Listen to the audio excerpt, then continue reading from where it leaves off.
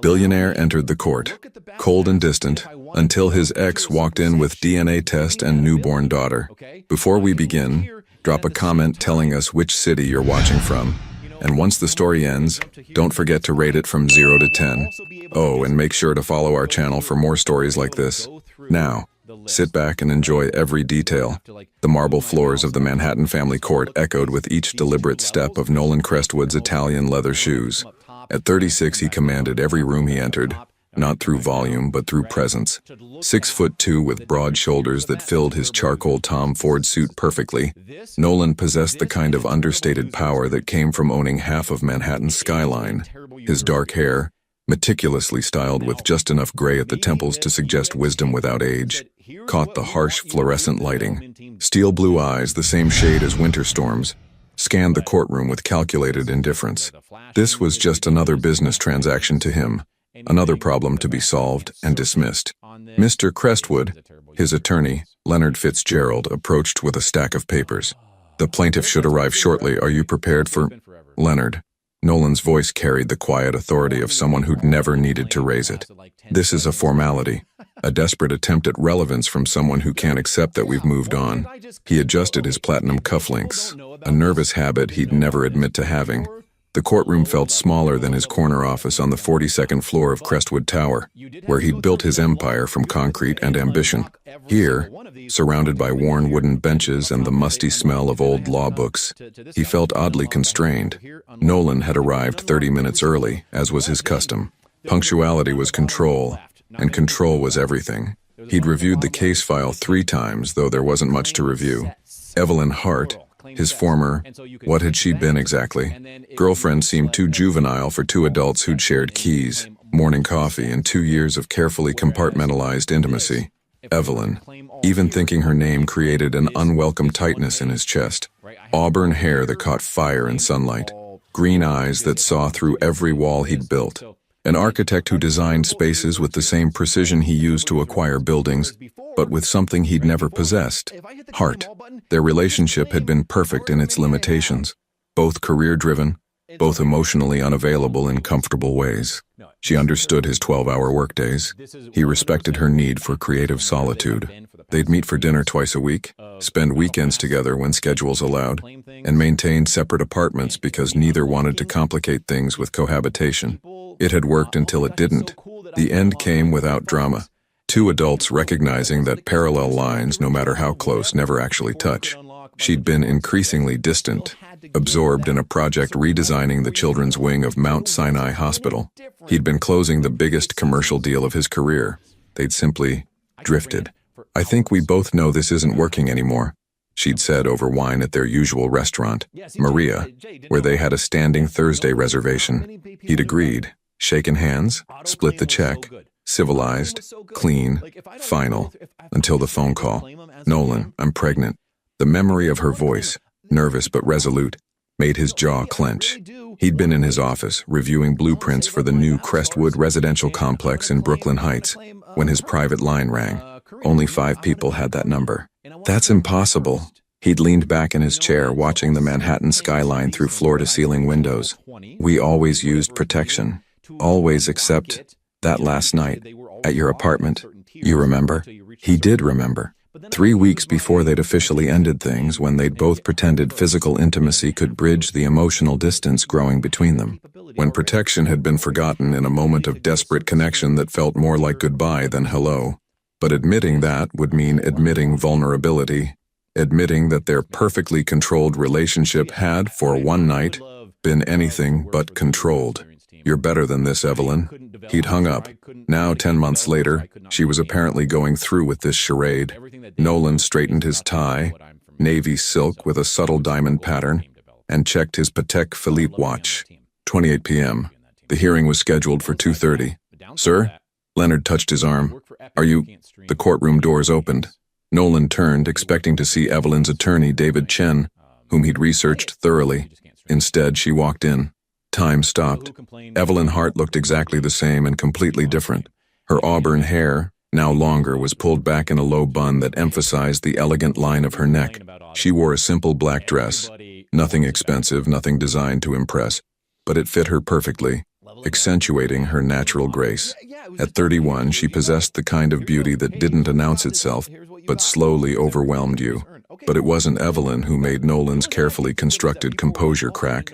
It was the baby in her arms, a tiny girl, maybe 3 months old, wearing a cream-colored onesie and wrapped in a soft pink blanket. The baby's head rested against Evelyn's shoulder, dark hair, his color, visible beneath a delicate knit hat. Isla, the name from the legal documents, suddenly became real. Not a legal abstraction, but a person, a little person who'd been alive for 3 months while he'd convinced himself she didn't exist. The baby stirred, making a soft sound that somehow carried across the courtroom and hit him like a physical blow. Evelyn's eyes found his. For a moment, the careful mask she wore slipped, and he saw exhaustion, determination, and something that looked almost like regret, not for bringing the case, but perhaps for what they'd both lost along the way. She took a seat at the plaintiff's table without acknowledging him further. The baby, Isla, remained perfectly calm, as if courtrooms were familiar territory. All rise for the Honorable Judge Margaret Thornfield.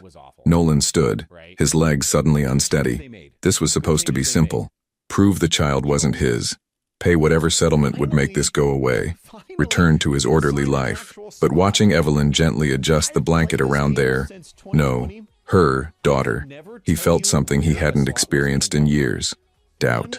What if she really was his? What if that one night of unguarded passion had created this perfect little person who was now 3 months old and completely unknown to him? The judge began speaking about procedures and DNA results, but Nolan couldn't focus. He kept staring at the baby, searching for familiar features, wondering if those tiny fingers might carry his DNA, his legacy, his unexpected future. What if everything he thought he knew about control, about family, about love, was about to change forever?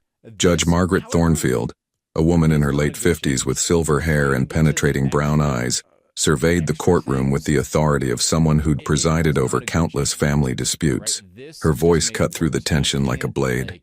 We're here today for the matter of Hart versus Crestwood, regarding the establishment of paternity for the minor child, Isla Rose Hart. She glanced down at her papers. Mr. Chen, you may proceed.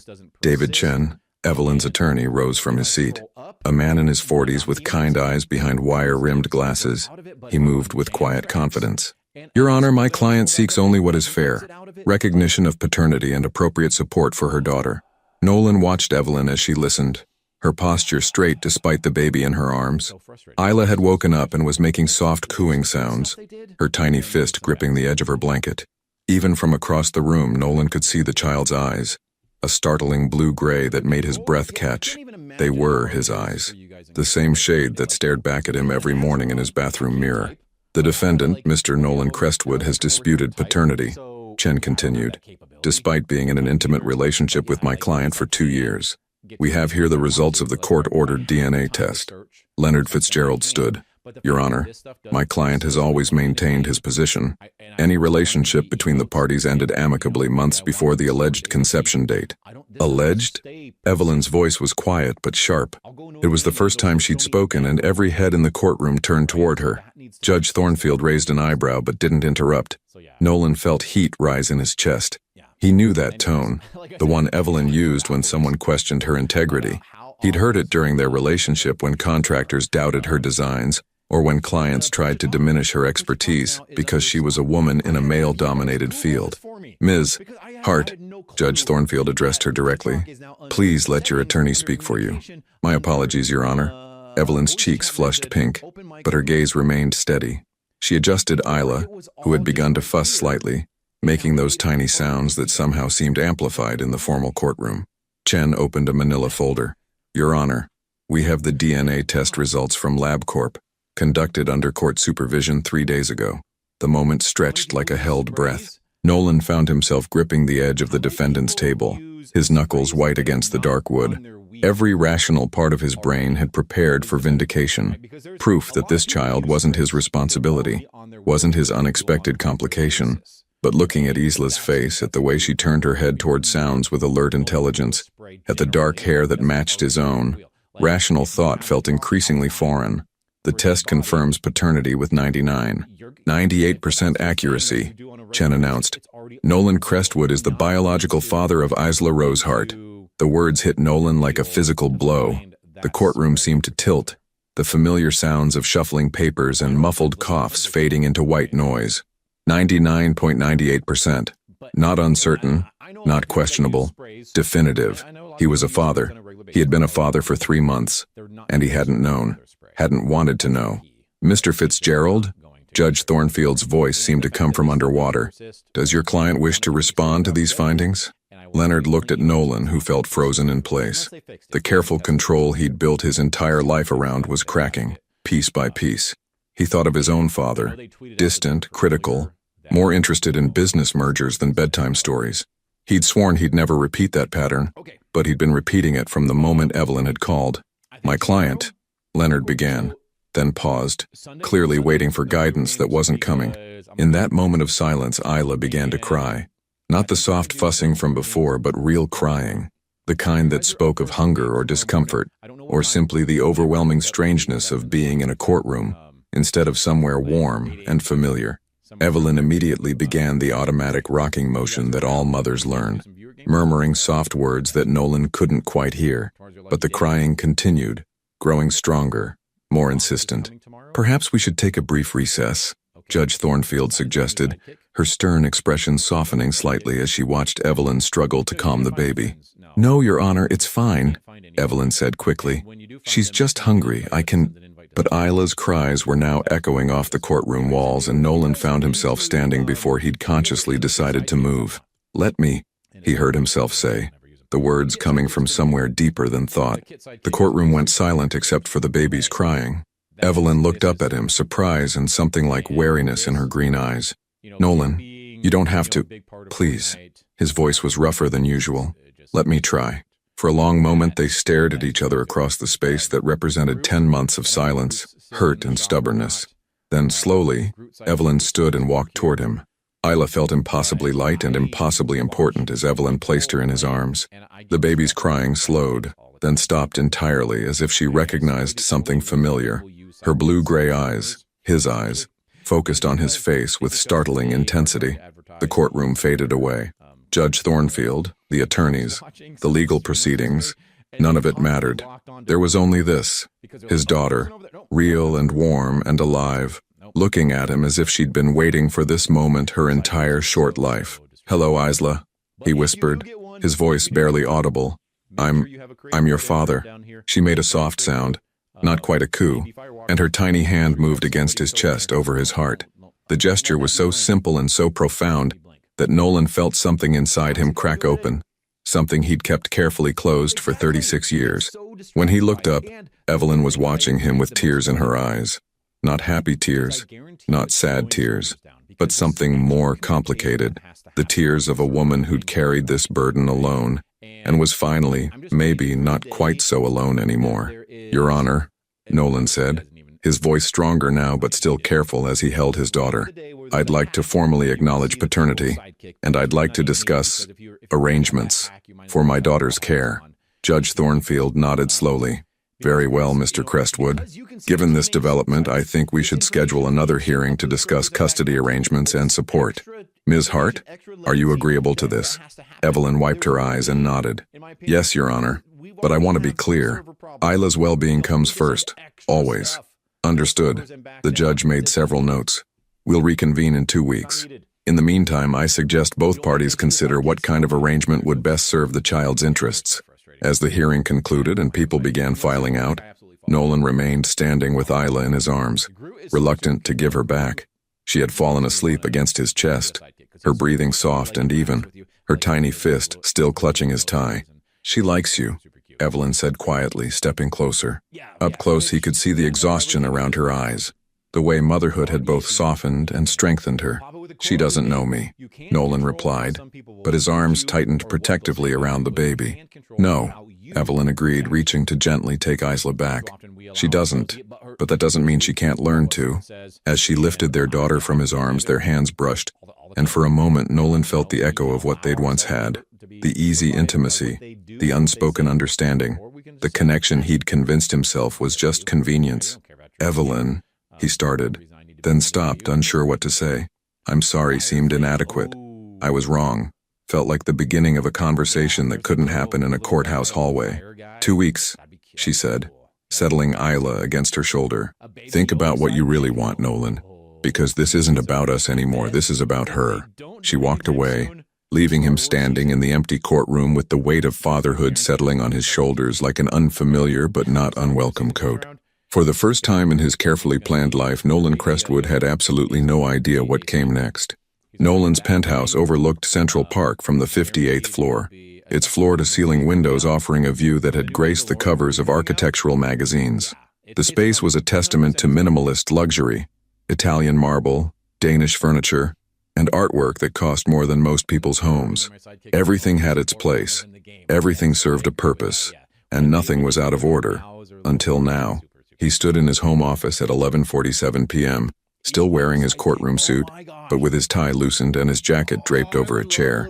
In front of him, scattered across his usually pristine glass desk, were printouts, photographs, and documents.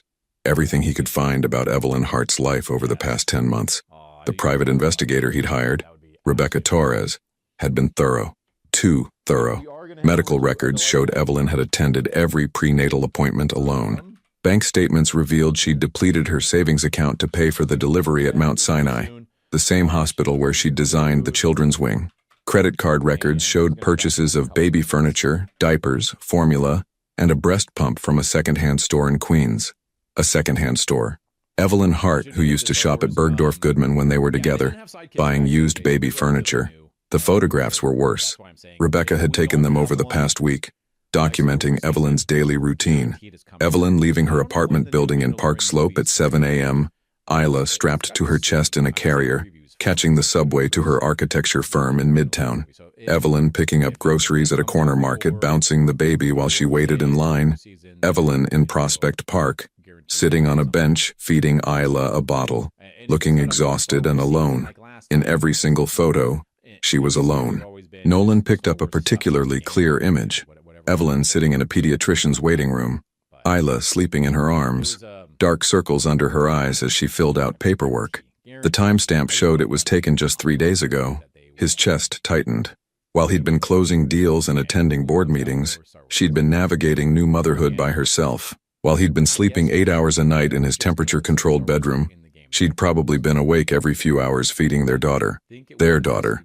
The phrase still felt foreign, like speaking a language he'd never learned. His phone buzzed. A text from his assistant, Miranda. The car will be ready at 6 a.m. tomorrow for the site visit in Brooklyn Heights. Also, your father called regarding the quarterly board meeting. His father, Harrison Crestwood, founder of Crestwood Enterprises, a man who'd built an empire but had never learned his son's middle name. They spoke quarterly, always about business, never about anything that mattered. What would Harrison say about having a granddaughter? Probably something about liability and public relations implications. Another document caught his eye. A lease agreement. Evelyn had moved from her spacious one-bedroom apartment in Soho to a smaller place in Park Slope just before Isla was born. The rent was half what she'd been paying, but the neighborhood was family-friendly, close to good schools and parks. She'd been planning for their daughter's future while he'd been pretending she didn't exist. His landline rang, startling him out of his thoughts. Only 3 people had that number. His assistant, his attorney, and Harrison. He answered without checking the caller ID. Nolan. His father's voice carried its usual tone of barely concealed disappointment. I heard about your legal situation today. Of course he had. Harrison Crestwood had eyes and ears throughout Manhattan's legal and business communities. Nothing happened without his knowledge. It's handled, Nolan said, gathering the photos into a neat stack. Handled. Harrison's laugh was dry. A paternity suit involving my son and heir is hardly handled. Do you have any idea what this could do to our reputation? To the IPO we've been planning? Crestwood Enterprises had been preparing to go public for 18 months. The timing was perfect. Real estate market booming, their portfolio stronger than ever, and Nolan positioned as the young CEO who'd modernized his father's company. The child is mine, Nolan said quietly. Silence stretched across the line. When Harrison spoke again, his voice was colder. You're certain? DNA doesn't lie. No, but women do. About timing, about other men, about... Don't. Nolan's voice cut through his father's cynicism like ice. Don't talk about her that way. Her? You're already emotionally compromised. This is exactly what I was afraid of. Nolan walked to his window, looking out at the city lights that never dimmed, never rested. I held her today. My daughter. She has my eyes. Nolan, listen to me very carefully. This woman, Evelyn Hart, she's already proven she can't be trusted. She hid this pregnancy from you, then ambushed you with a lawsuit. What makes you think she won't use this child to manipulate you for years? The words hit harder than they should have because part of Nolan had wondered the same thing. But the photographs on his desk told a different story. A woman who'd had 10 months to demand money or attention and had instead simply coped. Alone. She never asked for anything, Nolan said. She's asking now for child support, for acknowledgement. Not for herself, for Isla. You're already defending her. This is how it starts. Nolan closed his eyes, seeing again the moment Isla had stopped crying in his arms. The way she'd looked at him as if she'd been waiting her whole life for that moment. Maybe, he said quietly, defending her is the right thing to do. The right thing? Harrison's voice rose. The right thing is protecting everything we've built. Everything your grandfather started, everything I've sacrificed for, everything you're supposed to inherit. One scandal, one public relations nightmare, and we lose everything. Or maybe, Nolan said, surprising himself with his calm, we gain something more important. He hung up before his father could respond. The penthouse felt different now. Not peaceful, but empty. All this space, all this luxury, and for what? To impress business associates? To prove something to a father who would never be impressed? He thought about Evelyn's small apartment in Park Slope, probably cluttered with baby things and filled with the sounds of new life. Messy, chaotic, but somehow more real than anything in his perfectly ordered world. His laptop chimed with an email. Another message from Rebecca Torres with additional surveillance photos. This time they showed Evelyn at a playground in Prospect Park, sitting on a swing with Isla in her lap, both of them laughing at something only they could see. The joy on Evelyn's face was radiant, transformative. This was the woman he'd fallen in love with. Not the tired, guarded person in the courtroom, but the one who found wonder in simple moments. He'd forgotten that version of her existed. More importantly, he'd forgotten that being around her had brought out a version of himself he'd liked better too. Nolan reached for his phone and scrolled through his contacts until he found her number. His thumb hovered over the call button for a long moment. What would he say? That he was sorry? That he wanted to be part of Isla's life? That seeing her today had reminded him of everything he'd lost when they broke up? Instead, he typed a text. Can we meet tomorrow? I'd like to talk. About Isla. He stared at the message for 10 minutes before hitting send. Her response came back almost immediately. Isla has a doctor's appointment at 2 p.m. Mount Sinai Pediatrics. You can come if you want. A doctor's appointment. Something normal. Routine. Parental. The kind of thing he should have been part of from the beginning. I'll be there, he replied. He set the phone down and looked around his penthouse again. At the expensive art that no one else ever saw, at the perfectly arranged furniture that no one else ever used, at the space that had everything except the things that actually mattered. Tomorrow, he would start learning how to be a father. Tonight, he would figure out how to be the man his daughter deserved to have as one. The pediatric wing of Mount Sinai Hospital buzzed with the controlled chaos of sick children and worried parents. Nolan stood outside Dr. Miranda Walsh's office at 1:55 p.m., holding a paper bag that felt heavier than any business deal he'd ever carried. Inside the bag were things he'd never imagined buying. A soft pink teddy bear from FAO Schwartz, organic baby formula he'd researched for 2 hours online, and a children's book about a father and daughter that had made the saleswoman at Barnes & Noble smile knowingly. He felt ridiculous. A 36-year-old billionaire clutching a stuffed animal in a hospital corridor, wearing a navy cashmere sweater instead of his usual business attire, because somehow jeans and a suit seemed wrong for a baby doctor visit. Nolan? He turned to see Evelyn approaching. Isla nestled in a carrier against her chest. She looked different from yesterday, softer somehow, wearing dark jeans and a cream sweater that made her auburn hair catch the fluorescent lights. But her green eyes held the same wariness he'd seen in the courtroom. You came, she said, and he couldn't tell if she was surprised or disappointed. I said I would. They stood there for a moment. Two people who'd once shared keys and morning coffee, now strangers navigating the foreign territory of co-parenting. She's been fussy all morning, Evelyn said, gently bouncing Isla. I think she might have an ear infection. Nolan looked down at his daughter, still so strange to think those words, and noticed she did seem less alert than yesterday. her tiny face slightly flushed. Is that serious? Should we be worried? The questions came out before he could stop them, and he realized he had no idea what was normal for a 3-month-old baby. It's common, Evelyn said, but her voice carried the underlying tension of a new mother who worried about everything. Dr. Walsh will know what to do. Hart family? A nurse called from the doorway. Actually, Evelyn hesitated, then looked at Nolan. It's Hart Crestwood now, for the appointment. The nurse made a note on her chart. Right this way. The examination room was painted in soothing pastels with cartoon animals dancing across the walls. Dr. Walsh, a woman in her 50s with kind eyes and gentle hands, greeted them both without any sign of judgment about the unusual family dynamics. So Daddy's joining us today? She asked cheerfully as she prepared her instruments. Daddy. The word hit Nolan like a physical blow. He'd been called many things. Mr. Crestwood, sir, boss, son, but never Daddy. Yes, he managed. I wanted to. I should know these things. Dr. Walsh smiled as she gently examined Isla, who fussed but didn't cry. First-time parents often feel overwhelmed. There's a lot to learn.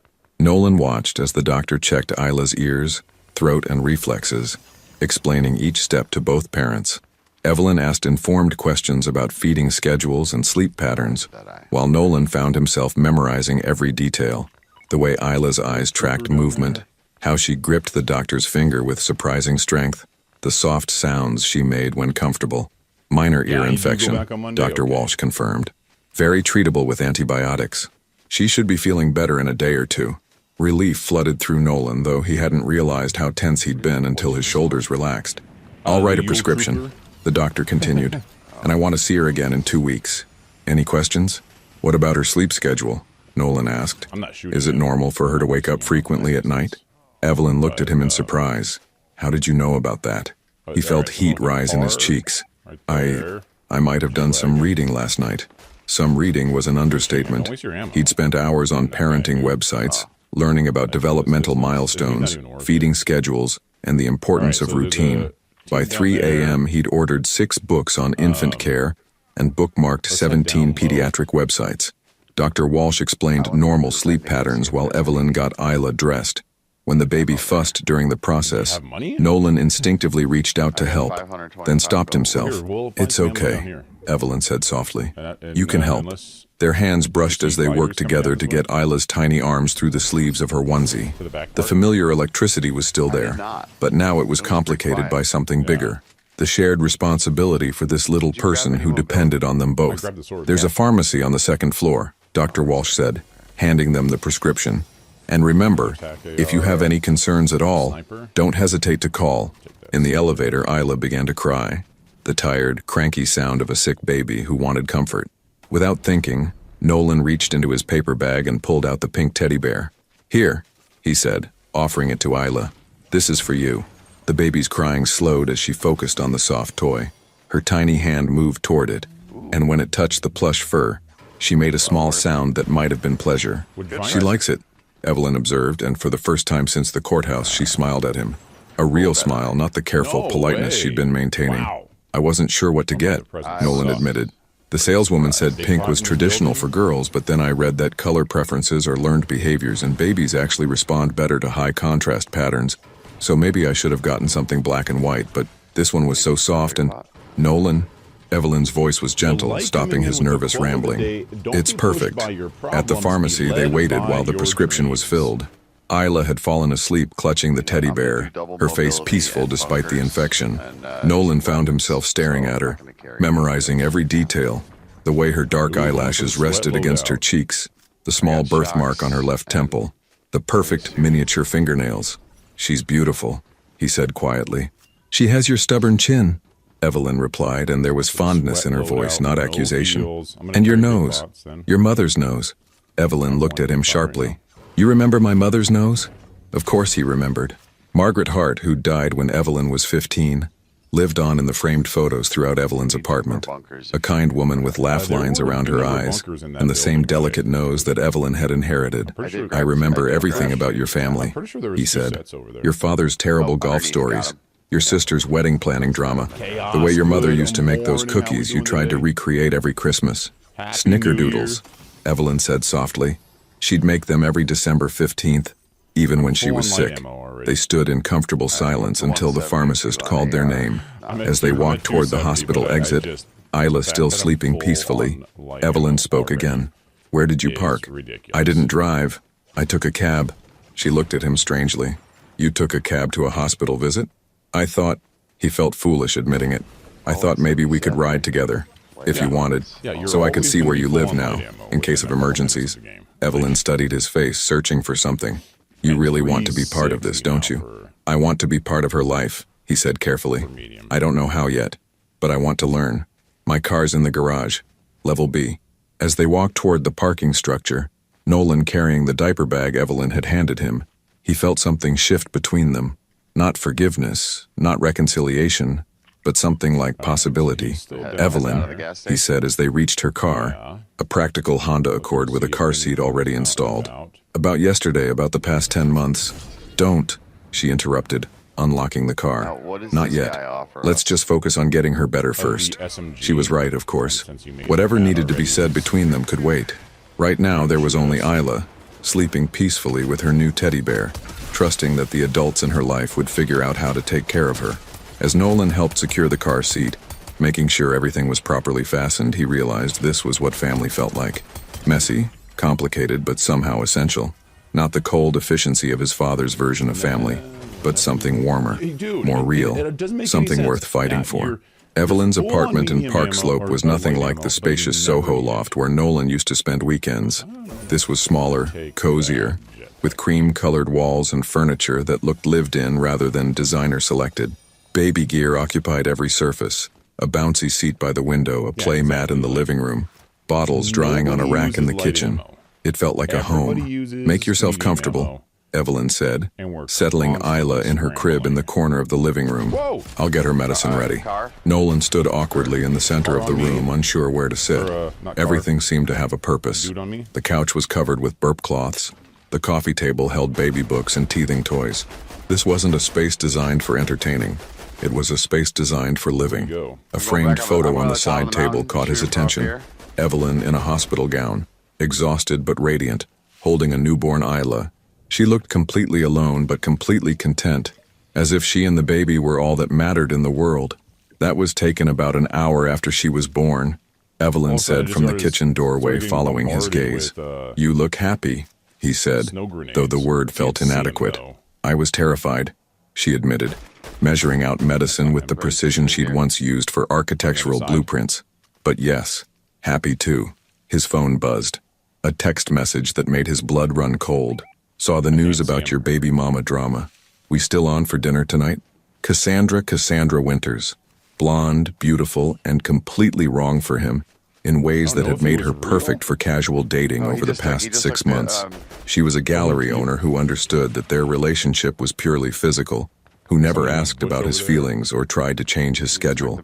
She was also the last person he wanted to think about while standing in his daughter's nursery. "Everything okay?" Evelyn asked, noticing his expression. "Work stuff," he lied, quickly putting the phone away. But Evelyn had always been perceptive. Her green eyes narrowed slightly. "You should know, Nolan.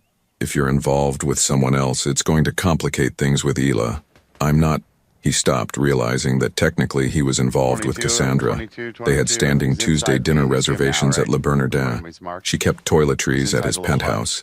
Last week she'd mentioned wanting to attend the Met Gala together. "It's complicated," he finished lamely. "Complicated how?" Before he could answer, there was a knock at the door. Evelyn frowned. She clearly wasn't expecting anyone, and went to answer it. Delivery for Evelyn Hart? Nolan watched as she signed for an enormous floral arrangement, 24 white roses in a crystal vase that probably cost more than her monthly rent. The delivery man struggled to fit it through the doorway. "I didn't order flowers," Evelyn said, checking the card. Her face went pale as she read it. Without a word, she handed the card to Nolan. "Congratulations on your new family. I'm sure we'll be seeing much more of each other." CW Cassandra had found out about Isla. Worse, she'd found out where Evelyn lived. "Who is CW?" Evelyn asked, though her tone suggested she already knew. "Someone I've been... seeing." The words felt dirty in this space surrounded by baby toys and the woman he'd once loved. "It's not serious." Serious enough that she knows where I live. Serious enough that she's sending congratulations about our daughter. The roses seemed to mock them from their position by the window.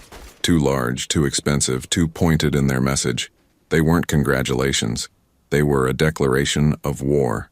She must have hired someone to find your address, Nolan said, pulling out his phone. This is completely inappropriate. I'll handle it. Handle it how? By explaining that your baby mama doesn't deserve flowers? By telling her this whole situation is just an inconvenience you're trying to manage? That's not what this is. But even as he said it, Nolan realized how it must look from the outside. Successful businessman forced to acknowledge illegitimate child, girlfriend marking territory with passive-aggressive flowers. Isn't it? Evelyn's voice was dangerously quiet. Because from where I'm standing, it looks like your real life just collided with your obligation to Isla. Isla chose that moment to wake up and begin crying. Evelyn immediately went to her, lifting her from the crib with practiced ease. But the baby's cries seemed to underscore the tension in the room. Let me hold her, Nolan said. I've got her. Evelyn, please. Let me help. Like you helped for the first 3 months of her life? The words hit like a slap.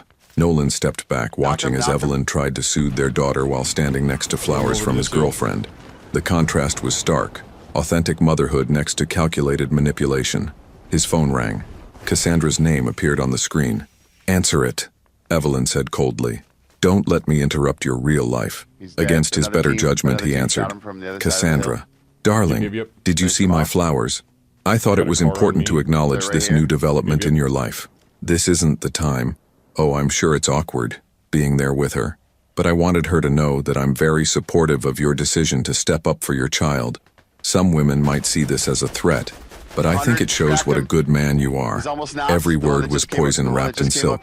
Cassandra was reminding him and making sure Evelyn overheard that she was the understanding girlfriend, while Evelyn was the complication that had trapped him.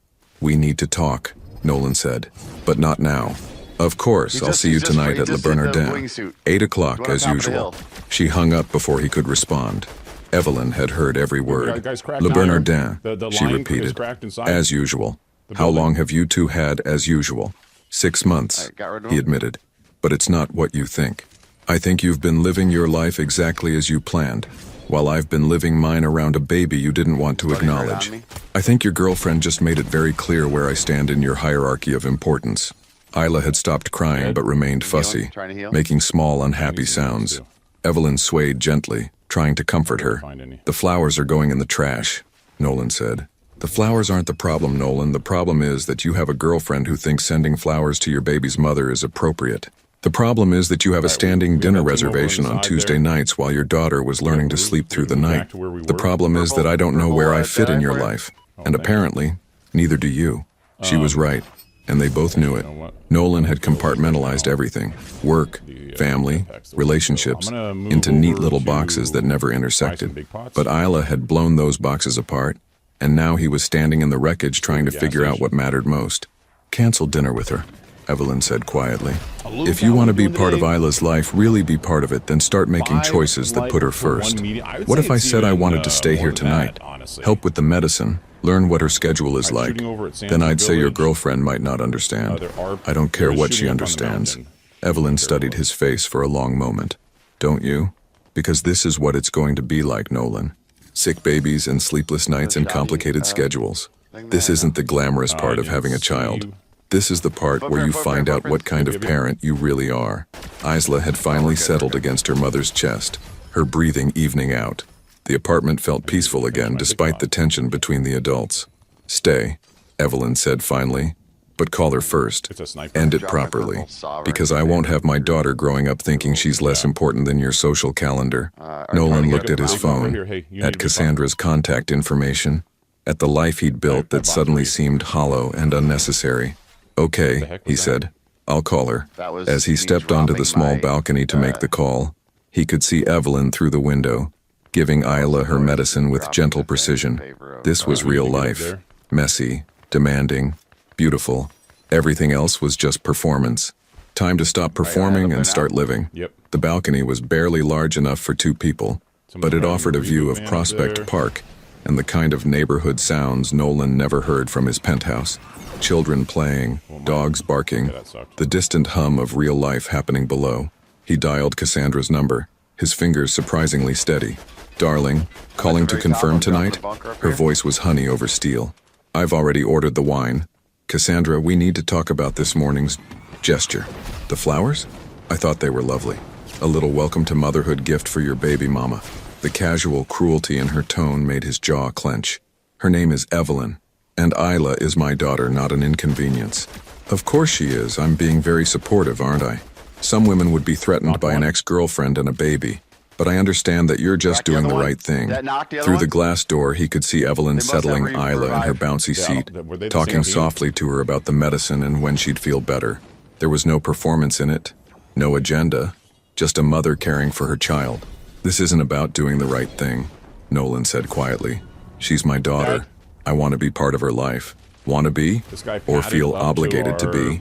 Because there's a difference, darling." The question hung in the air like a challenge. 3 days ago he might have said obligation, but watching Isla fall asleep in his arms yesterday, seeing her grab his tie with those tiny fingers, feeling the weight of her trust, that wasn't obligation. That was something he'd never experienced before. "I want to be," he said firmly. "Well, of course you do. You're a good man. But let's be realistic about what that means. A trust fund, quality education, maybe weekend visits when she's older. You don't need to disrupt your entire life to write some checks." "It's not about money." Cassandra's laugh was sharp. "Everything is about money, Nolan. Don't be naive. This woman saw an opportunity and took it. Now she has you feeling guilty and responsible. But you can't seriously be thinking about playing house with her. Playing house. As if caring for his own child was some kind of game. "I have to go," he said. "Don't be ridiculous. We have dinner reservations and I'm wearing the dress you bought me in Milan. The red one you love. The red dress." He remembered buying it for her. Remembered the way she'd looked in it at various social functions. Remembered thinking she was exactly the kind of woman who belonged on his arm at charity galas and business dinners. Now he couldn't remember why any of that had mattered. "Cancel the reservation," he said. "Excuse me? Cancel it. I'm staying here tonight." The silence stretched so long he thought she'd hung up. When she spoke again, her voice had lost all pretense of sweetness. "You're choosing her over me. I'm choosing my daughter. Same thing, isn't it? You think that playing daddy for a few hours is going to make up for 10 months of abandonment? You think that woman is going to forgive you because you show up with a teddy bear and good intentions?" Her words found their target because they echoed his own fears. What if Evelyn never trusted him? What if he was too late to matter in Isla's life? What if he didn't know how to be the father she deserved? "Maybe not," he admitted, "but I have to try. This is a mistake, Nolan. A costly public mistake that's going to damage everything you've worked for. Your father called me this morning, you know. He's concerned about the IPO, about how this looks to investors. His father had called Cassandra. Of course he had.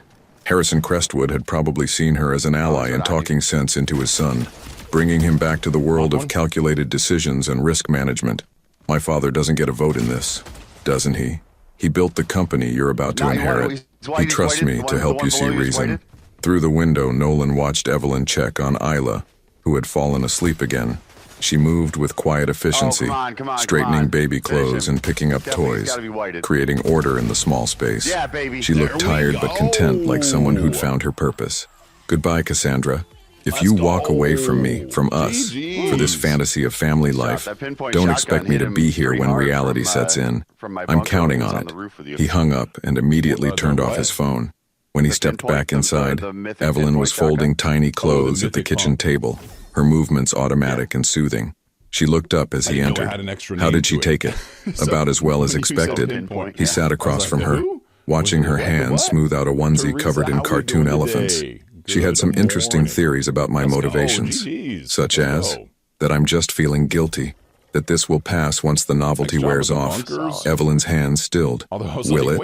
The question was asked without accusation, but with the wariness of someone who'd been disappointed before. Someone who couldn't afford to hope too much because she had someone else to protect now.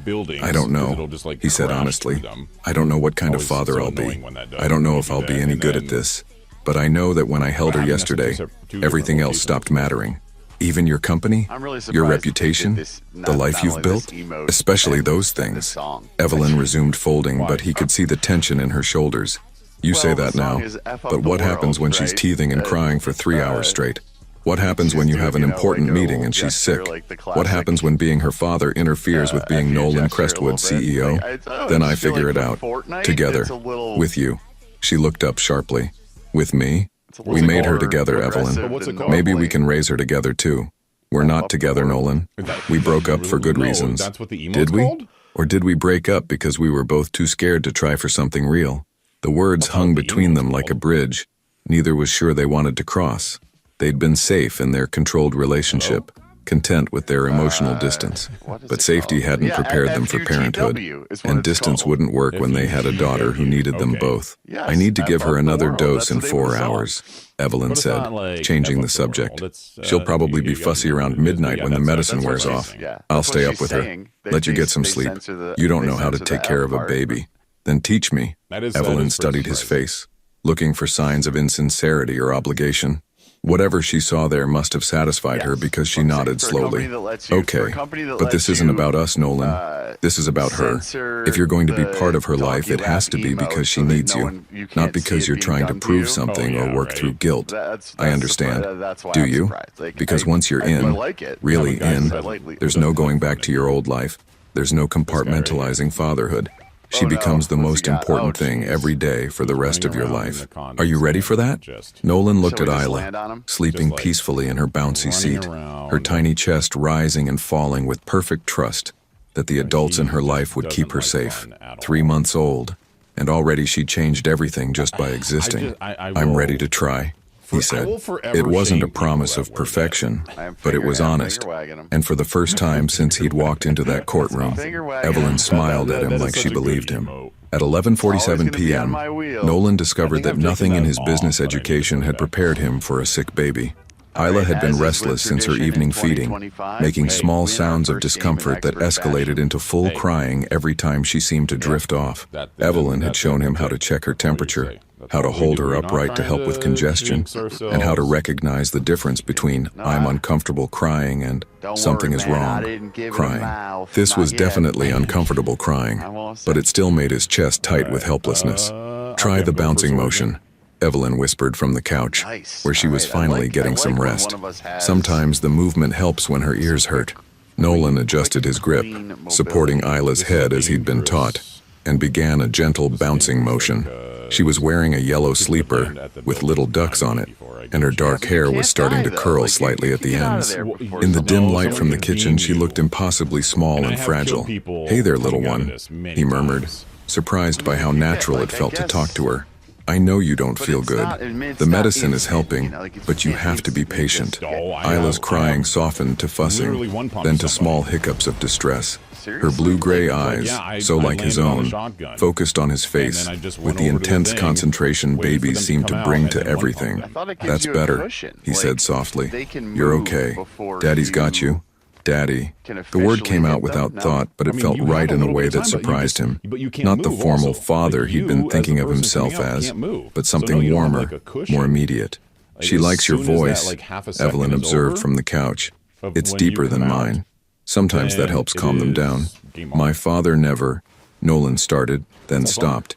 He'd been about to say that Harrison had never held him like this, never walked the floors with him during sleepless nights. But that seemed like the wrong story to tell while holding his own daughter. "Your father never what?" He was very focused on work. I don't think he spent much time on the practical side of parenting. Evelyn shifted on the couch, tucking her legs under her.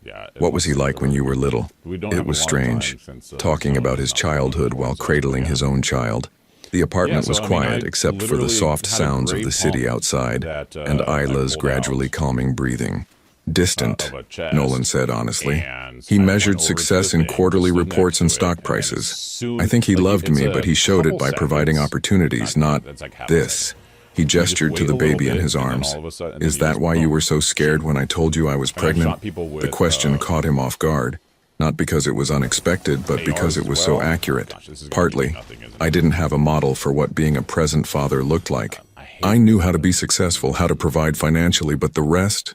He trailed off, watching Isla's eyelids grow heavy. "You're doing fine now. I'm terrified I'll mess up, that I'll hurt her somehow, or fail her when she needs me most." "Welcome to parenting," Evelyn said with a tired smile. "I've been terrified for 3 months straight. You don't look terrified. You look like you know exactly what you're doing. That's called fake it till you make it. Half of parenthood is pretending you have it together while secretly Googling, is this normal at 3 a.m.? Isla had finally fallen asleep. Her small body relaxed against his chest. Nolan was afraid to move, afraid to break whatever spell had finally given her peace. I should put her down, he whispered. Not yet. She'll wake up if you move her too soon. Give it another 10 minutes. So they sat in comfortable silence, Evelyn curled on the couch and Nolan in the rocking chair, both watching the sleeping baby. It was the most domestic scene he'd ever been part of, and also the most peaceful. Can I ask you something? Evelyn said eventually. Of course. Why didn't you call? After I told you I was pregnant. Why didn't you even want to know if I was okay? The question he'd been dreading, but also the one he owed her an answer to. Because I was a coward, he said simply. I convinced myself you were manipulating me, that the pregnancy was somehow a trap. It was easier to believe that than to face the possibility that I'd walked away from something real. It wasn't a trap. I know that now.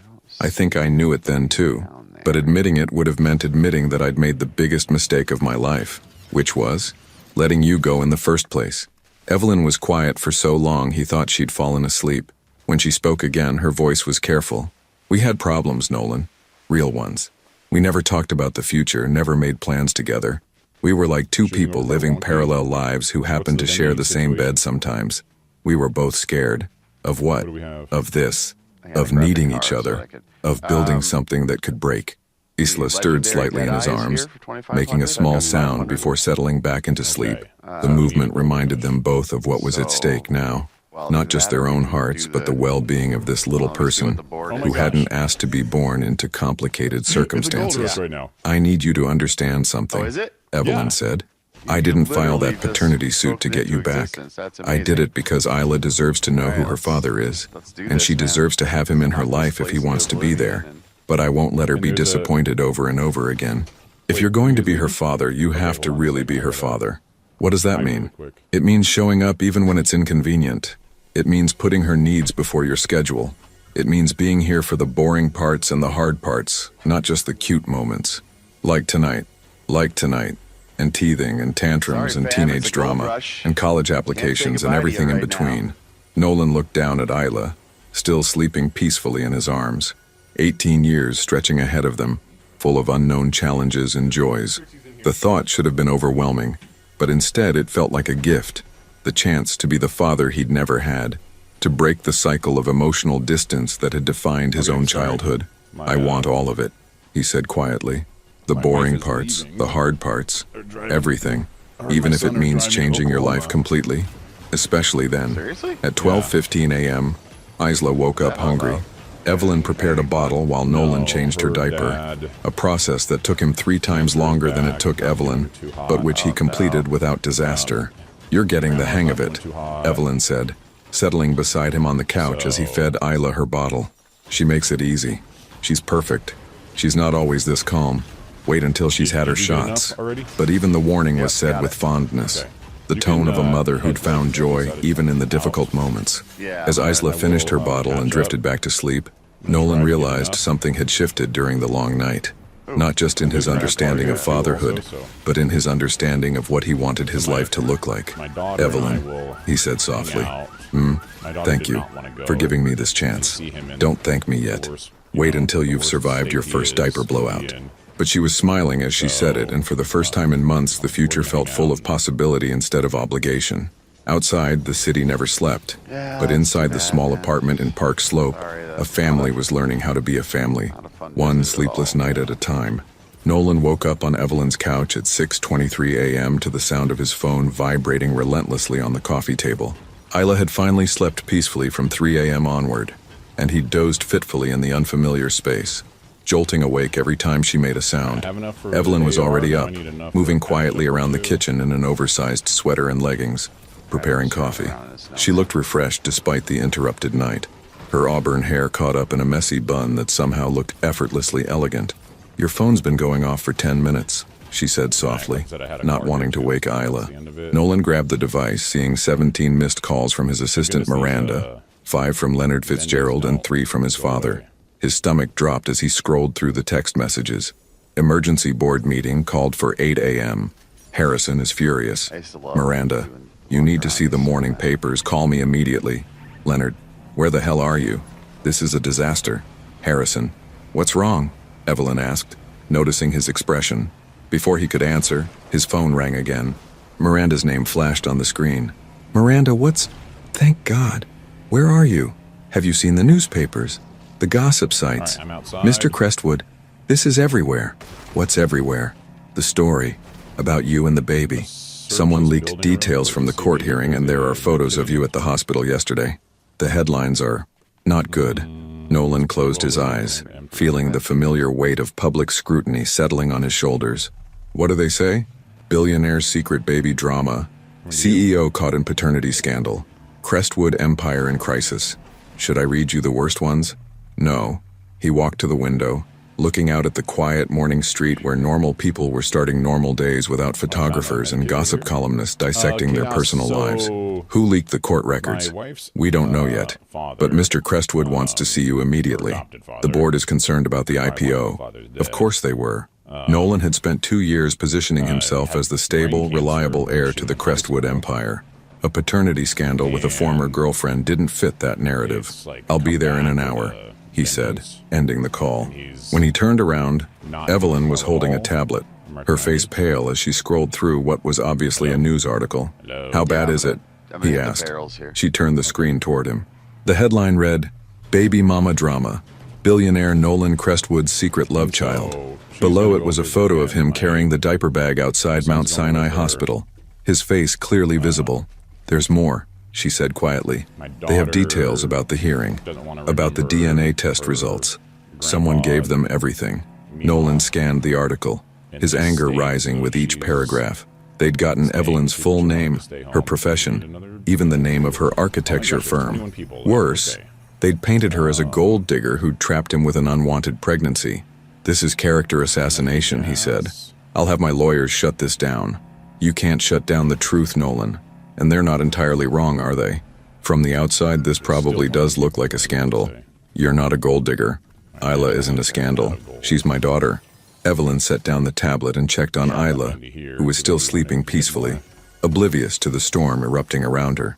Your father called 3 times, she said. I'm guessing he's not happy about becoming a grandfather this way. My father's opinion doesn't matter, doesn't it? This affects your business, your reputation. The IPO you've been working toward for 2 years. Before Nolan could respond, there was a sharp knock at the door. Through the window, he could see a man with a camera waiting outside. What? Reporters, Evelyn said, her voice tight with anxiety. They found my address. Nolan moved to the window, counting at least 3 photographers and what looked like a journalist with a microphone. As he watched, another news van pulled up to the curb. We need to get you out of here, he said. This is my home, Nolan. I can't just leave. You can't stay either. Not with Isla. Not with them camping outside. As if summoned by their conversation, Isla woke up and began to cry. The sound seemed amplified in the tense atmosphere, and Evelyn immediately went to comfort her. It's okay, sweetheart, she murmured, lifting the baby from her crib. Mama's here. Watching Evelyn soothe their daughter while reporters gathered outside like vultures made something fierce and protective rise in Nolan's chest. This was his family now. Messy, complicated, but his to protect. His phone rang again. This time it was Leonard. Nolan, where are you? I need to brief you before the board meeting. I'm with Evelyn and Isla. There are reporters outside her apartment. That's not ideal. Look, I hate to say this, but you need to distance yourself from this situation until the media attention dies down. Distance myself from my daughter. Distance yourself from the optics. The board is spooked. They're talking about postponing the IPO, maybe even reconsidering your position as CEO. Let them. Nolan, think about what you're saying. You've worked your entire life for this moment. Don't throw it away for my family. Leonard was quiet for a moment. I'm trying to help you salvage this, but you need to be smart about it. Being smart got me into this mess. Maybe it's time to try being honest instead. After ending the call, Nolan found Evelyn in the kitchen, feeding Isla, while periodically checking the window. The reporters had multiplied. He counted at least 6 now, with more arriving. I'm going to make a statement, he said. Saying what? The truth, that Isla is my daughter, that I love her, and that anyone who has a problem with that can go to hell. That's going to cost you, isn't it? The business, the IPO, your father's approval. Well, Probably. all right. Evelyn studied his face, That's the end of that. searching for signs of doubt or resentment. And you're okay with that? 3 days ago, I would have said no. I would have hired a PR firm to spin this, paid whatever it took to make it go away quietly, and gone back to my life. What changed? Her, he said, nodding toward Isla. Watching you take care of her alone for 3 months while I convinced myself she wasn't my responsibility, realizing that everything I thought mattered was just noise. A loud knock interrupted them, followed by a voice calling through the door. Ms. Hart? This is Janet Mills from Channel 7 News. We'd like to get your side of the story. I'll handle this, Nolan said, moving toward the door. Wait, Evelyn caught his arm. Before you go out there and potentially ruin your career for us, I need to tell you something. The seriousness in her voice made him stop. What? The night I called you, when I told you I was pregnant. She took a deep breath. I didn't call you right away. I waited 6 weeks after I found out. Why? Because I was scared. Because I knew it would change everything between us, and I wasn't sure I was ready for that. I kept telling myself I'd call tomorrow, and then tomorrow, and then, Evelyn, I spent 6 weeks trying to figure out if I could do it alone, if I should even tell you at all. And when I finally called, you reacted exactly like I was afraid you would. I don't understand. What are you saying? I'm saying that maybe we both made mistakes. Maybe we were both scared of the same thing, needing each other too much. The admission hung between them like a bridge neither had been brave enough to cross before. Outside, the reporters were getting louder, more insistent, but inside the small apartment, something was shifting. What do we do now? He asked. Now? Evelyn looked down at Isla, who had finished eating and was looking around with alert, curious eyes. Now we figure out how to be a family, whatever that looks like. Nolan's phone buzzed with another text from his father. If you're not here in 30 minutes, don't bother coming at all. He turned off the phone and slipped it into his pocket. The board meeting can wait, he said. Right now I need to get my family somewhere safe. The boardroom at Crestwood Enterprises felt like a tribunal. 12 faces around the polished mahogany table, all turned toward Nolan as he entered 45 minutes late, his hair still slightly disheveled from helping Evelyn pack an overnight bag through the back entrance of her building. Harrison Crestwood sat at the head of the table, his silver hair perfectly styled, his navy suit impeccable.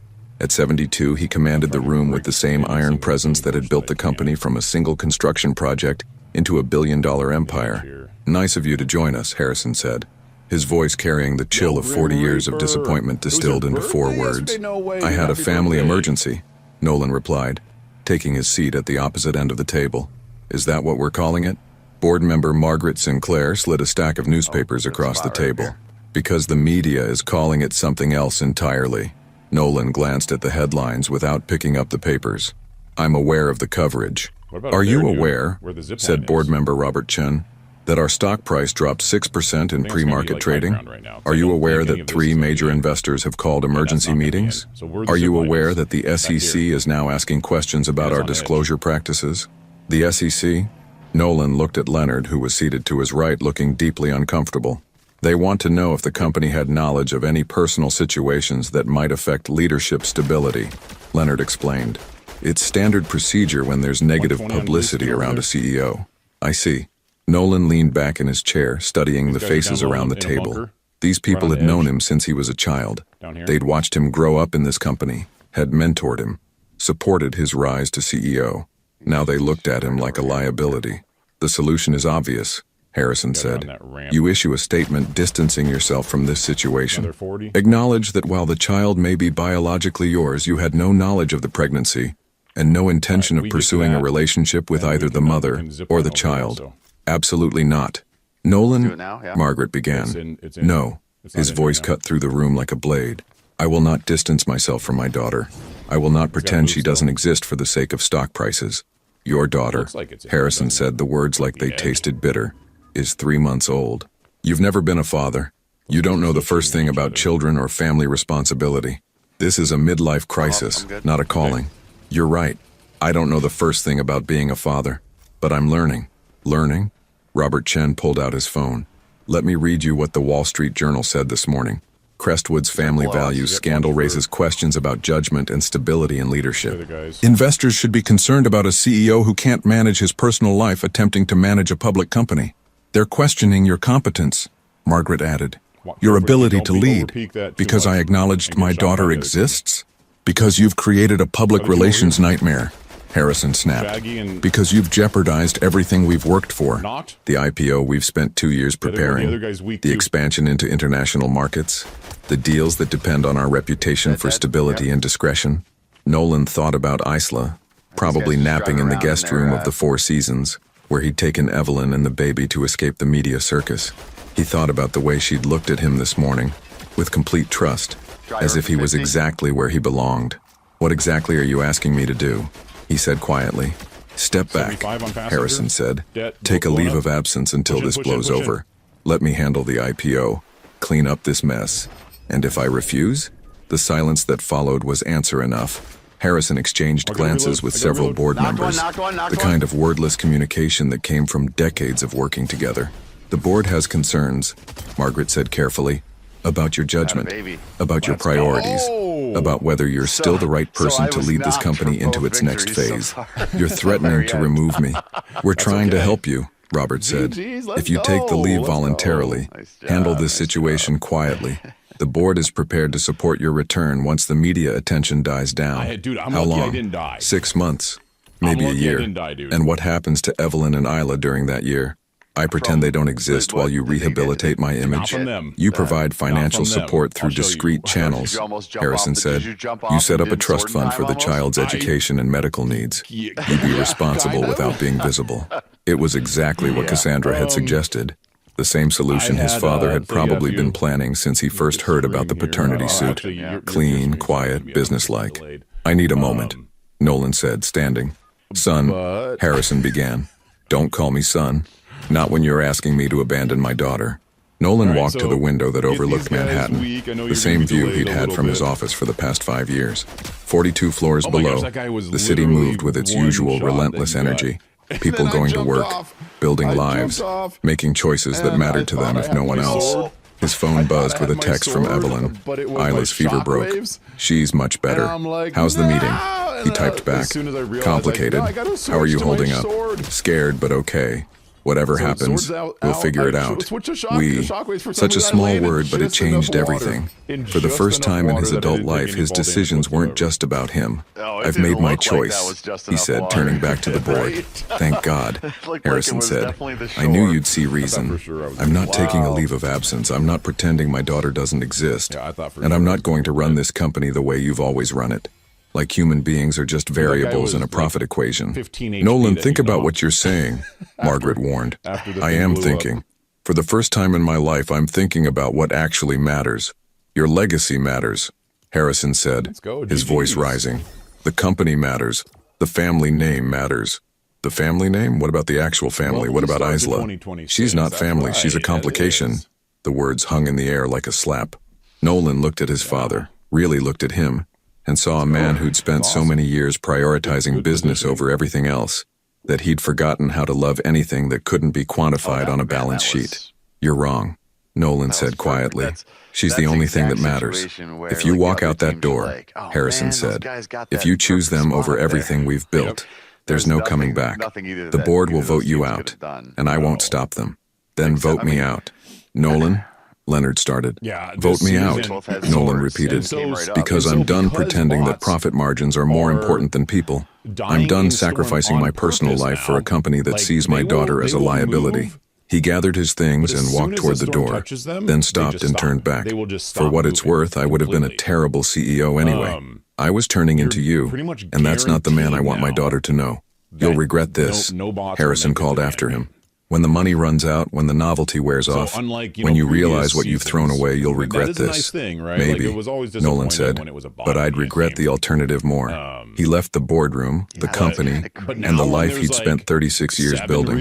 In the elevator, he felt lighter than he had in years. His phone rang as he reached the lobby. Evelyn's name on the screen. Hey, he answered. How did it go? I'll tell you when I get back to the hotel. But Evelyn, yeah, I love you, both of you. And I'm sorry it took me so long to figure that out. There was silence on the other end, then the sound of her breathing, shaky with tears. I love you too, she whispered. We both do. As Nolan walked out of Crestwood Tower for the last time, the afternoon sun caught the windows above him, turning the building into a monument of reflected light. Beautiful, imposing, and ultimately, just glass and steel. His family was waiting for him across town, in a hotel room that felt more like home than his penthouse ever had. He'd made his choice. Now he got to live with it. 6 weeks later, Nolan Crestwood was learning that there was a significant difference between being rich and being wealthy. Rich was what he'd become, someone with enough money and carefully managed investments to live comfortably for the rest of his life. Wealthy was what he'd lost, the kind of generational fortune that bought penthouses and yachts and the illusion that money could solve any problem. The apartment in Brooklyn Heights was a compromise between Evelyn's Park Slope place, which had become uninhabitable due to persistent paparazzi, and Nolan's former penthouse, which he'd sold within 2 weeks of leaving Crestwood Enterprises. 2 bedrooms, hardwood floors, and a view of the Manhattan skyline that reminded him daily of the world he'd left behind. But this morning, as he sat on the living room floor helping Isla practice tummy time, while Evelyn made coffee in the kitchen that was actually big enough for 2 people to cook in, he couldn't remember why that other world had ever seemed important. She's getting stronger, Evelyn observed, settling beside them with 2 mugs. Look how she's holding her head up. Isla, now 4.5 months old, was indeed demonstrating remarkable neck control as she pushed up on her tiny arms.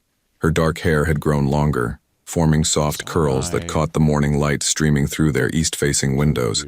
She's going to be crawling soon, Nolan said, gently encouraging her efforts. Are we ready for that? Are we ready for any of this? Evelyn laughed, but there was contentment in her voice, not anxiety. The past 6 weeks had been a revelation in controlled chaos. Nolan had thrown himself into fatherhood with the same intensity he'd once brought to board meetings and acquisition deals. He'd read every parenting book he could find, attended a new father's support group in Park Slope, and could now change a diaper, prepare formula, and detect the subtle differences in Isla's various cries with something approaching expertise. More importantly, he'd learned to be present. Not physically present while mentally calculating quarterly projections, but actually present, sitting on the floor making silly faces, reading picture books with voices for all the characters, staying up during 3 a.m. feedings not because he had to, but because he wanted to. Your phone's been quiet this morning, Evelyn observed. I turned off the news alerts.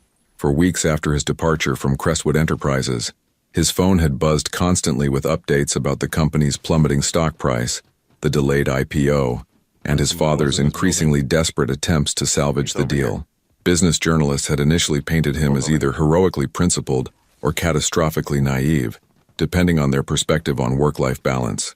He'd stopped reading the coverage when he realized he genuinely didn't care what happened to the company anymore. Any regrets? Evelyn asked, the question she'd been asking in various forms since the day he'd walked out of that boardroom. About leaving? No. He helped Isla roll onto her back, smiling as she immediately tried to grab his fingers. About taking so long to leave? Every day. You couldn't have known. I could have tried harder. When you called that night, I could have listened instead of shutting down. I could have been there for her birth for those first weeks when you were figuring everything out alone. But you're here now. I'm here now, he agreed, leaning over to kiss first Isla's forehead, then Evelyn's lips. And I'm not going anywhere. The doorbell interrupted them, followed by a knock that sounded distinctly authoritative. Nolan frowned. They weren't expecting anyone, and most deliveries came through the building's concierge. I'll get it, he said, scooping up Isla as he stood. Through the peephole, he saw a familiar figure in an expensive gray suit, silver hair perfectly styled despite the early hour. Harrison Crestwood. It's my father, Nolan said quietly. Evelyn's expression immediately became guarded. She'd never met Harrison, but she'd heard enough stories to know that his appearance on their doorstep wasn't likely to be a social call. Do you want me to? No. We handle this together. Nolan opened the door, Isla in his arms, Evelyn at his side. Harrison's steel blue eyes, so like Nolan's own, took in the domestic scene with an expression that might have been disapproval or surprise. Harrison, Nolan said evenly, this is unexpected. May I come in? That depends. Are you here as my father or as the CEO of Crestwood Enterprises? I'm here as your grandfather. The words hung in the air like a peace offering. Okay, so Nolan is this gonna stepped be aside, all yours then? allowing Harrison into their living room with its mismatched furniture and baby okay, gear scattered it's all across gone every right now. surface. It's all gone. Harrison's gaze immediately went to Isla, who was studying him with the intense curiosity she brought to all new faces. Oh. For a long moment, grandfather and granddaughter regarded each other with nearly identical expressions of careful assessment. She's so weak. She's so She weak. has the Crestwood chin, On me, so Harrison weak. said She just finally, popped a mini- and her on mother's me. nose. In this Nolan bush. replied. She's popping Evelyn, minis. Harrison turned to her with the formal courtesy that was his default setting with strangers. I'm Harrison Crestwood. I apologize for the intrusion. Mr. hear you. Crestwood. Evelyn's voice was polite but cool. Would you like some coffee? That would be kind. Thank you. As Evelyn moved to the kitchen, Harrison continued to study Isla, who had now decided he was interesting enough to smile at. The expression that crossed the older man's face was so unfamiliar that it took Nolan a moment to recognize it as wonder. May I? Harrison asked, extending his arms. Nolan hesitated. His father had never held him as a baby, that he knew from family photos where Harrison stood stiffly in the background, while Nolan's mother did all the actual parenting. She's not used to strangers, he said. I'm not a stranger, I'm her grandfather. Something in Harrison's tone, a vulnerability Nolan had never heard before, made him carefully transfer Isla to his father's arms. She fussed briefly, then settled, apparently deciding that this new person was acceptable. Hello, little one, Harrison said softly. His usual commanding voice gentled almost beyond recognition. I'm sorry it took me so long to meet you. Evelyn returned with coffee, settling beside Nolan on the couch as they watched Harrison navigate holding a baby, with the careful concentration he usually reserved for complex financial documents. She's beautiful, Harrison said, not taking his eyes off Isla. One shot. Healthy? Very. She's hitting all her developmental milestones, Nolan replied. How's it Good. not a full That's dead? That's good. They sat in silence for several minutes, the only sounds Isla's soft babbling and the distant traffic from the street below. Harrison seemed content to simply hold his granddaughter, his usual restless energy completely stilled. The company's in trouble, he said eventually, still looking at Isla rather than Nolan. I know. The IPO has been postponed indefinitely. 3 major investors have pulled out. The board is discussing bringing in outside management. I'm sorry to hear that. Are you? Harrison's eyes finally met his son's. Now they're dead. Sorry enough to come back? No. I could make it worth your while. Full reinstatement, a compensation package that would set your family up for generations. All you'd have to do is issue a statement about temporary personal circumstances. Return to your position. Harrison. Nolan's voice was firm but not angry. Look around this room, look at what I have here. Why would I give this up for a job that made me miserable? Because it's your legacy. Because it's what you were born to do. No, Nolan said quietly. This is what I was born to do. He gestured to Isla, to Evelyn, to the life they'd built in 6 weeks. Everything else was just preparation. Harrison was quiet for a long time, gently rocking Isla, who had fallen asleep in his arms. When he spoke again, his voice was thoughtful. I was 38 when you were born, already consumed by building the business, convinced that success was the only thing that mattered. I thought providing for you was the same as loving you. It wasn't. It was easier, safer. I could control profit margins and market share. I couldn't control whether you'd love me back. The admission hung between them, 40 years of emotional distance finally acknowledged. You never tried, Nolan said, not accusingly, but as a simple statement of fact. I didn't know how. My father was the same way, distant, demanding, measuring worth in achievement rather than affection. I swore I'd be different with you, but he shrugged, a gesture that looked strange on a man who usually projected absolute certainty. You can be different with her, Evelyn said quietly, if you want to be. Harrison looked at her with surprise as if he'd forgotten she was there. I'd like that, he said. If you'd allow it. She's your granddaughter, Nolan said. Of course we'd allow it. But Harrison, this isn't about the company. This isn't about getting me back. This is just about family. Just family, Harrison repeated as if testing the phrase. When did I start thinking those were small words? Isla stirred in her grandfather's arms, making the soft sounds that meant she was waking up. Harrison immediately began the gentle bouncing motion that all grandparents seem to know instinctively. I should go, he said. Let you get back to your morning. You could stay for breakfast, Evelyn offered, if you want to. I'd like that very much. As they moved to the kitchen, Harrison still carrying Isla. Nolan caught Evelyn's hand and squeezed it gently. She smiled at him, the kind of smile that said, "We're going to be okay, all of us." Looking at his father making silly faces at his daughter while Evelyn prepared pancakes and coffee filled the air with warmth and normalcy, Nolan realized that this was what winning actually looked like. Not market dominance or quarterly growth, but a 5-month-old baby who trusted him completely, a woman who loved him despite his flaws, and a father who was finally learning that the most important legacy wasn't built in boardrooms. It was built in moments like this, one ordinary morning at a time. 2 years later, the playground in Prospect Park buzzed with the joyful chaos of toddlers discovering the world one sandbox at a time. Nolan sat on a bench, laptop balanced on his knees, watching 26-month-old Isla navigate the climbing structure with the fearless determination that had become her trademark. "Daddy, look," she called, her vocabulary having exploded over the past few months. "I'm flying." She wasn't flying, she was hanging from a low bar, her little legs kicking in the air. But Nolan had learned that in Isla's world, the distinction between reality and possibility was wonderfully fluid. "I see you, sweetheart. You're very brave." His architecture firm, Crestwood Design, had grown from a one-man operation to a team of 12 in just 18 months. Specializing in sustainable residential projects and community spaces, it was everything his old life had never been. Creative, meaningful, and small enough that he knew every client's name and every project's story. "How's the hospital project coming?" Evelyn asked, settling beside him with 2 cups of coffee and a knowing smile. "Almost finished. The pediatric wing should be completed by Christmas." It was fitting somehow that his first major commission had been designing a new children's hospital in Queens. The irony wasn't lost on him that he'd gone from acquiring buildings to creating spaces where families could heal. "And the other project?" Evelyn's eyes sparkled with mischief. Nolan closed the laptop and pulled out a small velvet box, the one he'd been carrying for 3 weeks, waiting for the perfect moment that never seemed to come. "I was thinking maybe after her nap, when she's in a good mood." "Nolan," Evelyn's voice was gentle but firm. "She's 2. She's going to be more interested in the box than what's in it. But I want it to be perfect. I want her to remember." "She's not going to remember the proposal. She's going to remember having parents who love each other." Before he could respond, Isla came running over, grass stains on her yellow dress and dirt smudged on her cheek.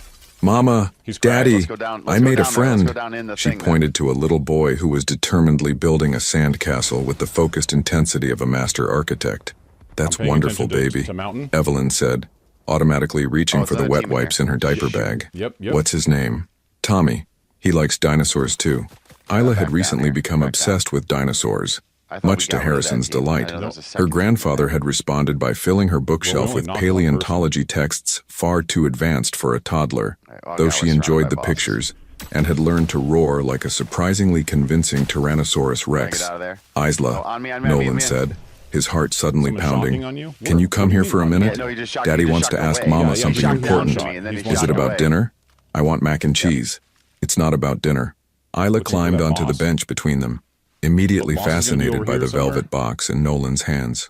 She reached for it with the grabby instincts of a toddler who believed everything in the world existed for her entertainment. "Careful, sweetheart," Evelyn said, but she was looking at Nolan, not their daughter. "Evelyn Hart," Nolan began, then stopped. He'd rehearsed this speech dozens of times, had written and rewritten it, but suddenly none of those carefully chosen words seemed adequate. "What's in the box, Daddy?" "Something for Mama." "Is it candy? Mama likes chocolate." "It's not candy." Nolan opened the box, revealing a simple solitaire diamond that caught the afternoon sunlight and scattered it in tiny rainbows. "It's a ring. Pretty." Isla immediately reached for it again. "It is pretty," Evelyn agreed, tears already forming in her eyes. "Very pretty." "Evelyn," Nolan tried again. 2.5 years ago, I was the kind of man who thought love was a luxury I couldn't afford. I built walls around my heart and called it success. I measured my worth in profit margins and board approvals. "Daddy's talking a lot," Isla observed, getting bored with the adults' conversation and scanning the playground for more interesting activities. "I am talking a lot," Nolan agreed, laughing despite his nerves. "The short version is, Mama, will you marry Daddy?" "Yes," Evelyn said immediately. "Of course, yes." "Really? Just like that?" "Just like that." As he slipped the ring onto her finger, Isla clapped her hands with delight. though whether she understood the significance of the moment or was just happy to see her parents happy was unclear. "Are we having a party?" she asked hopefully. "We're having a wedding," Evelyn said, pulling their daughter into her lap. "A big party where Mama and Daddy promised to love each other forever. And me too. Especially you," Nolan said, wrapping his arms around both of them. "Forever and always. Can I have cake?" "You can have all the cake you want. And Uncle Harrison too?" Harrison had indeed become Uncle Harrison over the past 2 years, a transformation that had surprised everyone, including Harrison himself. He visited every Sunday for dinner, had learned to read picture books with appropriate dramatic flair, and had recently been caught teaching Isla to negotiate better terms for her bedtime routine. "Uncle Harrison gets cake too," Evelyn confirmed. As they sat on the bench, Isla chattering about cake and dinosaurs and whether Uncle Harrison would dance at the wedding, Nolan marveled at how completely his definition of success had changed. Success wasn't the corner office on the 42nd floor, or seeing his name on the Forbes list. Success was Isla running to him when she fell down, knowing he'd make everything better. Success was Evelyn trusting him with her heart again, even after he'd broken it so badly the first time. Success was this. An ordinary Tuesday afternoon in a playground with grass stains and sticky fingers and the woman he loved wearing his ring while their daughter planned their wedding reception around cake and dinosaurs. "I love you," he told Evelyn, the words easier now than they'd ever been. "I love you too, both of you." "Even when I'm being a dinosaur?" Isla asked, demonstrating her Tyrannosaurus Rex roar. "Especially when you're being a dinosaur," they said in unison. Later that evening, after Isla had been bathed and read to and tucked into her princess-themed bed, Nolan and Evelyn sat on their small balcony, overlooking the Brooklyn Heights promenade. The Manhattan skyline glittered across the water, beautiful and distant, like a life they'd once known but no longer needed. "Any regrets?" Evelyn asked, settling into his arms as the city quieted around them. "About the proposal? It wasn't exactly romantic. It was perfect. Very us. Practical, interrupted by a toddler, and absolutely perfect. I meant about all of it. The company, the money, the life we could have had." Evelyn was quiet for a moment, considering. "You know what I regret?" "What?" "I regret that we wasted so much time being scared of needing each other. I regret that Isla's first 3 months were just me instead of us. We can't change that. No, but we can make sure the rest of her life is different. We can make sure she grows up knowing that love isn't something to be managed or controlled or compartmentalized. We can make sure she knows that family comes first, always, even before dinosaurs." "Well, let's not get crazy." As they laughed together, Nolan thought about the man he'd been 3 years ago. Successful, wealthy, and profoundly alone. That man would have looked at his current life and seen failure, a smaller bank account, a modest apartment, a business that would never make him rich. But that man had never held his daughter while she fell asleep against his chest. He'd never woken up next to a woman who loved him not for what he could provide, but for who he chose to be. He'd never experienced the particular joy of a 2-year-old spontaneous hug or the way "I love you, Daddy" could make everything else in the world fade to background noise. That man had been successful by every measure that mattered to the world.